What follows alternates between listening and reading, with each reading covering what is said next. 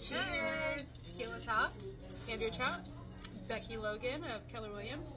We are at Mikasa in Ellicott City and trying their regular margaritas because it's one of 3 options.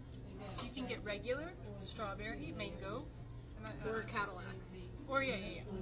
Okay, anyway, we had a settlement today, which was always fun. I feel like we shouldn't talk about settlements until they actually happen, or talk about situations until they happen, and we're jinxing ourselves. So this one closed. Congratulations. Yes. It was a little bumpy at the end. Becky, talk about your walkthrough experience. So we do final walkthroughs with our clients. We always suggest the day before closing or an hour before closing, whatever it is, right before closing. We want to walk through the property and make sure it's the same exact property that you had when you put your contract in and when you did your home inspections. We don't want to have holes in the walls from people moving out or appliances that are broken. Or have been actually taken. In Maryland, that too. Appliances convey. You are expected to leave your refrigerator, your stove, all of those things are supposed to stay. So don't go walking off with them. For sure. So today, we were walking through an hour before settlement, and here we are. We walk in, and there's a hole in the wall from a sofa being moved out of the living room, and the refrigerator was broken.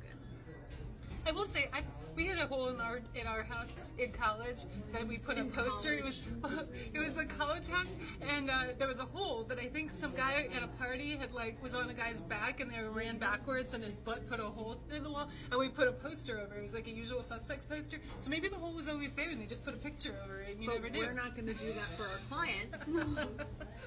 But anyway, so that's a problem. If the stuff doesn't work, or all of a sudden you go and there's a hole in the wall, that is not the house that you put an offer in on. And we have to figure it out. So we get to settlement. And I'm sitting there waiting, because I do like to go to most of my clients' settlements, so I'm sitting there waiting for them. Of course they show up late, dealing with problems. So we show up, and I told Andrea, we have a big issue. What do? We need seller help here, and we need to figure it out. Why we want seller help is because rather than postponing settlement because their lock was expiring today, it made more sense. The options are really you postpone settlement and then you wait for the seller to fix the items, or you have them give some money and then the buyer can take care of the problem. So in this situation, it was like, okay, what do we think it's going to cost to fix this particular situation? And maybe boost it up a little notch, because if the seller wants to sell their house, they're going to give us what we asked for. Especially on the day that we were planning on selling their house. So how much did you end up getting, Becky? $1,500. Cheers to that. Cheers. $1,500 that the buyer didn't have before, and then they can hire their own contractors. They can go in and fix it. And do it on their own time.